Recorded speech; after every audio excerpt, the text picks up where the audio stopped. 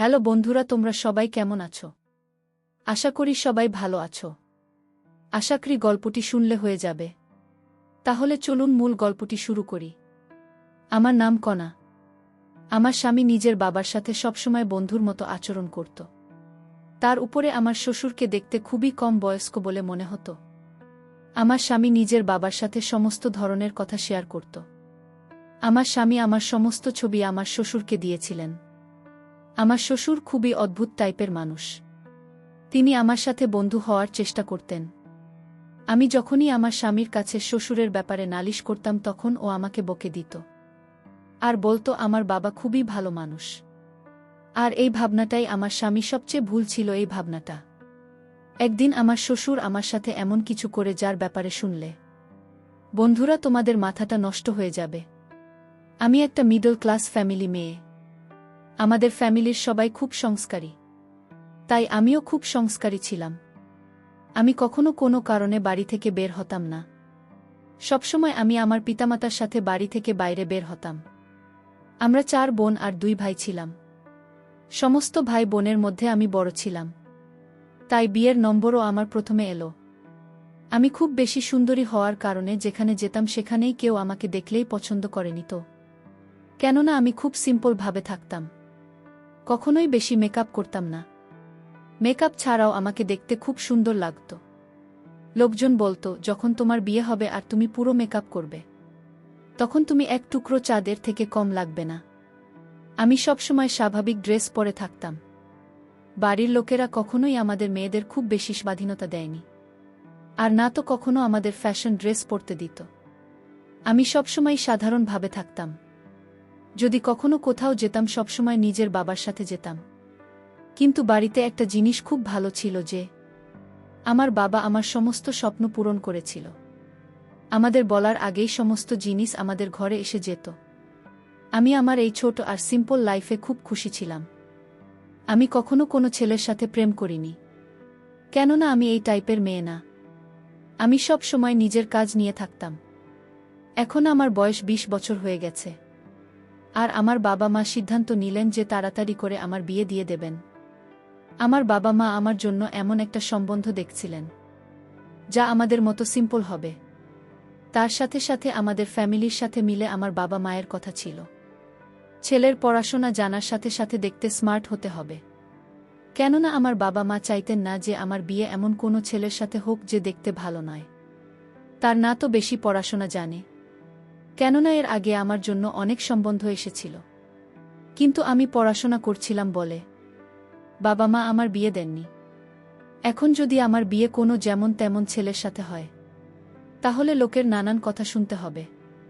তারা বলতো যে মেয়ের জন্য যখন ভালো ভালো সম্বন্ধ এসেছিল তখন মেয়ের বিয়ে দিলে না, আর এখন যেমন তেমন ছেলের হাতে নিজের মেয়েকে তুলে দিলে। আমার জন্য এক সেরকমই ছেলের সময় এলো। ছেলে অনেক পড়াশোনা, হাই ক্লাস 5, ওদের নিজস্ব বিজনেস, আর ওদের অনেকগুলো বাড়িও ছিল, আর ওদের ফ্যামিলিতে শুধুমাত্র ওর বাবা ছাড়া আর কেউ নেই। এইসব বন্ধ এলে আমার বাবা মায়ের এসব বন্ধ খুব পছন্দ হয়, কেননা ছেলের ফ্যামিলিতে বেশি লোক নেই। আর এই সময়টা এত ভাল ছিল যে না করার কোনো কারণই ছিল না। আর ছিল যখন আমার ছবি দেখে তখন সে আমাকে পছন্দ করেনি। আমার বিয়ে পাকা হয়ে গেল, আর কিছুদিন পরেই বিয়ে হয়ে শ্বশুরবাড়িতে এসে গেলাম। শ্বশুরবাড়িতে কোনো মহিলা নেই, আর শুনেছিলাম যে আমার স্বামী তার বাবার সাথে খুব ফ্রেন্ডলি ছিল, আর দুজনে নিজেদের মধ্যে এমনভাবে থাকে যেন তারা দুজন বেস্ট ফ্রেন্ড। দুজনেই নিজেদের মধ্যে একে অপরের সমস্ত কথা শেয়ার করতে। আমার শাশুড়ি অনেক বছর আগেই মারা গিয়েছেন, যদিও আমার শ্বশুরকে দেখতে খুবই স্মার্ট, আর তাকে দেখে মনে হতো না যে আমার স্বামী তার ছেলে, যেন মনে হতো আমার স্বামীর বড় দাদা। আমার স্বামীর নাম আসলাম। তাকে আমার খুব পছন্দ হয়েছিল, কেননা সে নিজের বাবার মতো খুব স্মার্ট ছিল। আমার শ্বশুর সবসময় সেজেগুজে থাকতেন।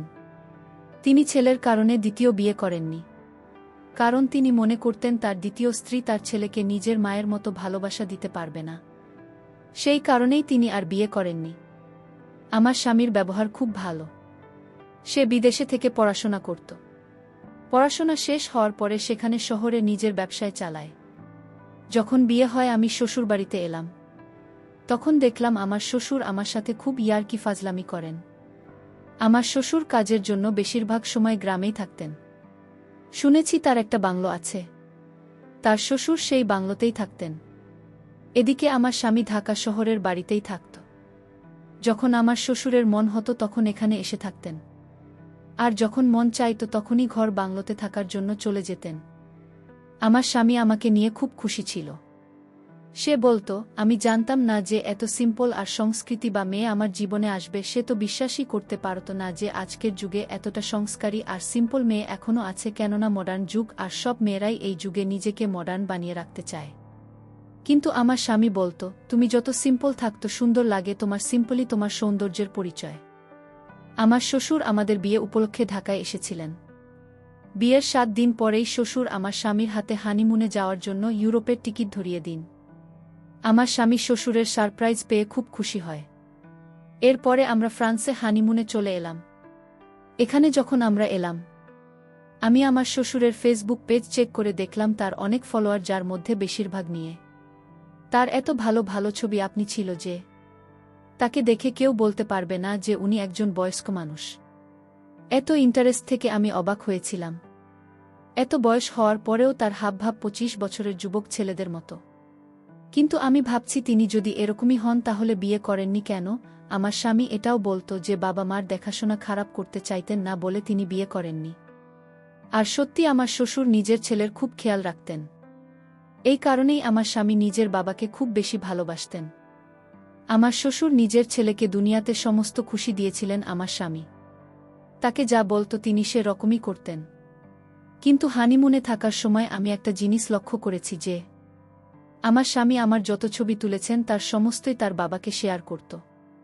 আর আমার এই ব্যাপারটা খুব অদ্ভুত লাগত। ইউরোপে আমি মডার্ন টাইপের ড্রেস পরতাম যাতে কোথাও না কোথাও গিয়ে আমার শরীরও নজরে আসত। এই জায়গায় এরকম ছিল, এখানে সমস্ত লোকই এরকম জামাকাপড় পরত আর যে যার মতো থাকত। কিন্তু আমার স্বামী এই ব্যাপারটা ভালো লাগেনি যে আমরা যত ছবি তুলেছি তার সমস্তই নিজের বাবাকে দিয়েছিল। আর আমার স্বামী বারবার ভিডিও কল করে আমার শ্বশুরকে আমাকে দেখাতো, আর আমার শ্বশুরও বারবার আমার স্বামীকে বলেছিল, দেখাও তো বৌমাকে, দেখতে কেমন লাগছে। বৌমা কি করছে? সে যতই ভালো হোক না কেন, সে ছিল তো আমার শাশুড়ি, আর শ্বশুর তো বাবার মতো হয়। আমি চাইতাম না যে আমার শ্বশুর আমাকে এ অবস্থায় দেখুক। এই ব্যাপারটা নিয়ে আমার স্বামীর সাথে ঝগড়া করে আমার মন খারাপ হয়ে গিয়েছিল। কিন্তু আমার স্বামী আমাকে মানিয়ে নিত। আমার স্বামী আমাকে বলতো, যদি বাবা আমার কাছে ছবি আর ভিডিও চায় তাহলে আমি কিভাবে তাকে না করব। শ্বশুরবাড়ির পরিবেশ একদম ফ্রি ছিল। আমার স্বামী বলতো যে এখন তোমার বিয়ে হয়ে গেছে, এই সতী সাবিত্রী পান্না ছাড়াও আর এই লজ্জা পাওয়ার ধন বন্ধ করো। যখন তুমি নিজের বাবার বাড়িতে ছিলে তখন সবসময় বাড়ির মধ্যে আটকে থাকতে, কিন্তু এটা তোমার শ্বশুর বাড়ি, এখানে নিজের জীবনকে উপভোগ করো। আমাদের হানিমুন কমপ্লিট হয়ে গেছে আর আমরা বাড়িতে চলে এসেছি। যখন আমরা বাড়িতে এলাম তখন আমার শ্বশুর আমাদেরকে দেখে আমার স্বামীকে ধরে কাঁদতেছিল।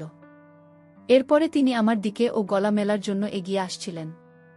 আমি তাকে থামিয়ে দিল, আমার পিছনে সরে এলাম। আমার এই ব্যবহার আমার স্বামীর ভাল লাগেনি, কিন্তু শ্বশুর এই ব্যাপারটা হেসে কাটিয়ে দিলেন আর তিনি পিছনে পিছিয়ে গেলেন। কিন্তু আমি লক্ষ্য করলাম আমার স্বামী আমার দিকে ঘুরছিল। আমি শ্বশুরের সাথে কোনো কথা না বলে নিজের ঘরে চলে গেলাম। কিছু সময় পরে আমার স্বামী ঘরের মধ্যে এসে আমাকে বলতে লাগল, আমার কাছে তোমার এই ব্যাপারটা একদমই ভাল লাগেনি। তুমি আমার বাবার সাথে ভালো ব্যবহার করেনি। সে তোমার সাথে গলা মেলানোর জন্য আসছিল, তা তুমি পিছনে সরে গেলে। আমি আসলামকে বললাম, তিনি আমার শ্বশুর, তিনি কিভাবে আমার গলা পারেন? আমার স্বামী বলল, বড়লোকদের মধ্যে এরকম আচরণ খুবই সাধারণ ব্যাপার। তুমি কিভাবে জানবে? তুমি তো সারা জীবন ঘরের মধ্যে বন্ধ থেকে জীবন কাটিয়ে দিয়েছে। এমনিতে তো স্বামী আমাকে খুব ভালোবাসত, কিন্তু যখনই ওর বাবার কথা আসে তখনও সিরিয়াস হয়ে যেত। এভাবেই দিন কাটতে লাগল। তার দিন দিন আমার প্রতি আমার শ্বশুরের ব্যবহার অদ্ভুত লাগতে লাগল।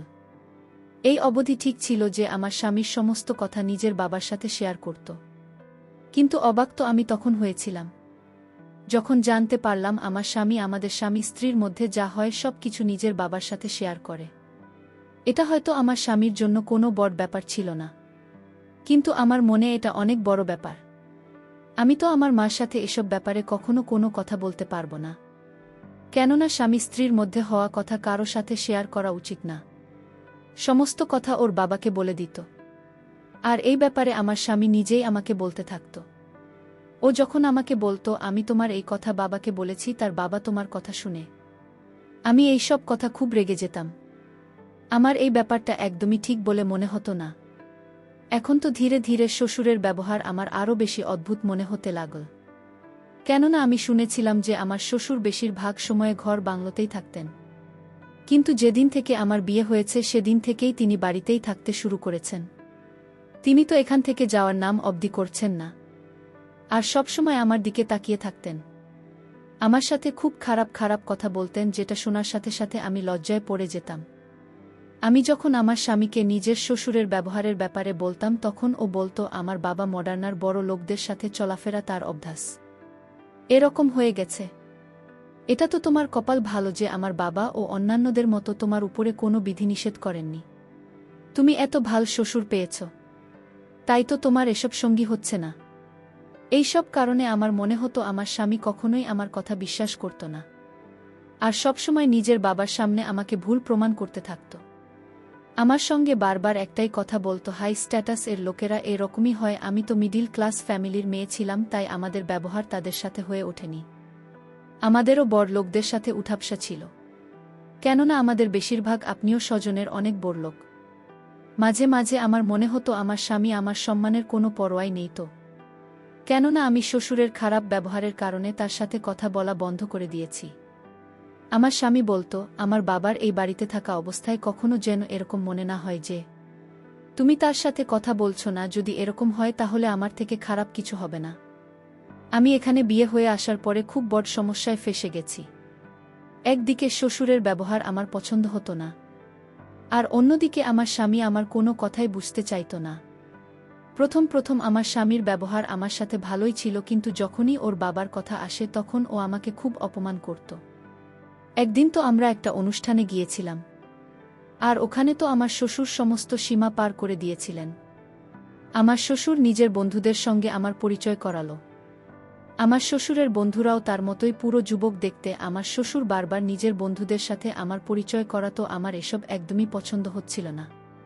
তাই আমি আমার স্বামীকে বললাম যে, দেখো, তোমার বাবা তার বন্ধুদেরকে বারবার আমাকে দেখাচ্ছেন, নিজের বোমাকে নিজের বন্ধুদের দেখাতে। আমার স্বামী বলল, শুরু হয়ে গেল। সে বলল, কনা প্লিজ, তুমি পুরনোদের চিন্তাধারা থেকে বের হব। আমরা প্রথমবার বিয়েতে এসেছি, কিন্তু আমাকে চেনে না, আর তাই তো বাবা সবাইকে তোমাকে চিনিয়ে দিচ্ছেন। আমি আমার স্বামীকে যাই বলতাম না কেন, ওর কানে আমার কথা ঢুকত না। আমার এখন ভিতরে ভিতরে ভয় করতে শুরু করেছে, কেননা আমি বুঝতে পারছি যে আমার সামনে নিজের বাবাকে যতটা ভালো মনে করি তিনি সেরকম একদমই না। তখনকার উদ্দেশ্য বদলে যায়, আমরা বুঝতেও পারি না। একদিন আমার স্বামী বলল, কাজের কারণে তাকে একদিনের জন্য শহরের বাইরে যেতে হবে। আমি আমার স্বামীকে বললাম, আমাকে তোমার সাথে নিয়ে চলো, আমি বাড়িতে একা থেকে কি করব। আমার স্বামী বলল, আমি লোকদের সাথে মিটিং করতে ব্যস্ত থাকব, তাই তোমাকে সময় দিতে পারব না। আমি বললাম, তাহলে তুমি আমাকে আমার বাবার বাড়িতে রেখে এসো। অনেক দিন হয়ে গেছে, আমি আমার বাবার বাড়িতে যাইনি। যখন তুমি ফিরে আসবে তখন আমাকে নিয়ে এসো। কিন্তু আমার স্বামী আমার এই কথাতে রাজি হল না। তার বল, এখন তোমার বাবার বাড়ি শ্বশুর বাড়ি, এটাই শুধু একদিনের তো ব্যাপার, আর বাড়িতে বাবা থাকবে তোমার খেয়াল রাখার জন্য। আমি মনে মনে ভাবলাম, আমার সবচেয়ে বেশি ভয় তো তোমার বাবাকে নিয়ে, কেননা কখনো কখনো কথায় কথায় আমার শ্বশুর আমার সাথে সেলফি তুলতে চাইত।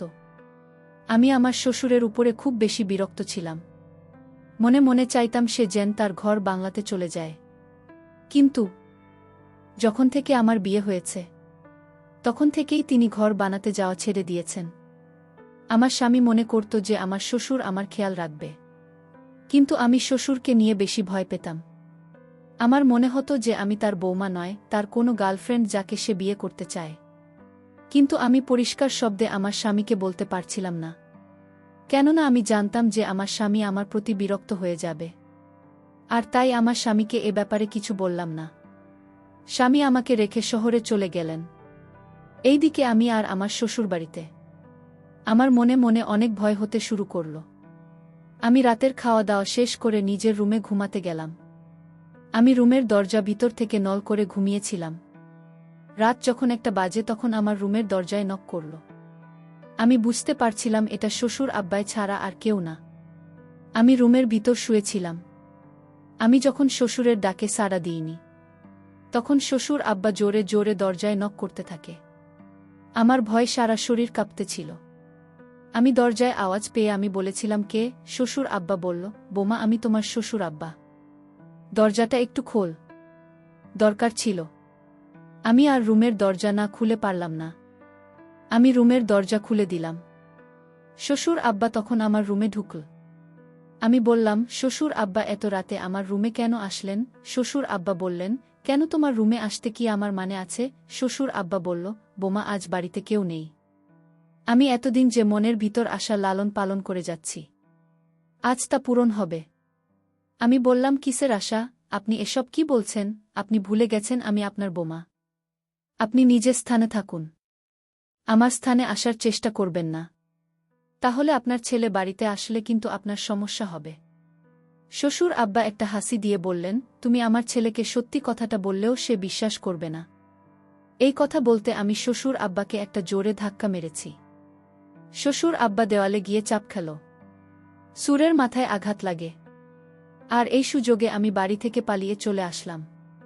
যে বাড়িতে বোমার কোনো মান সম্মান থাকে না, আর সেই বাড়িতে আমিও থাকব না। তারপর আমি শ্বশুরের সমস্ত কিছু উল্লেখ করে স্বামীর কাছে পাঠিয়েছিলাম। আর আমি তাকে ডিভোর্স লেটারটাও পাঠিয়ে দিলাম। আমি বুঝতে পেরেছিলাম আমার সংসার এই ঘরেই হবে না। কারণ যে শ্বশুর আর স্বামীর মধ্যে কোনো পার্থক্য নাই, বোমাকে স্বামীও পেতে চায়, আবার শুরু পেতে চায়, এটা কোনোভাবে সম্ভব ছিল না আমার পক্ষে। কারণ আমার মা বাবা এই ধরনের শিক্ষা আমায় দেয়নি। তো বন্ধুরা, আজকে এই পর্যন্ত। সবাই ভালো থাকবেন, সুস্থ থাকবেন। ধন্যবাদ।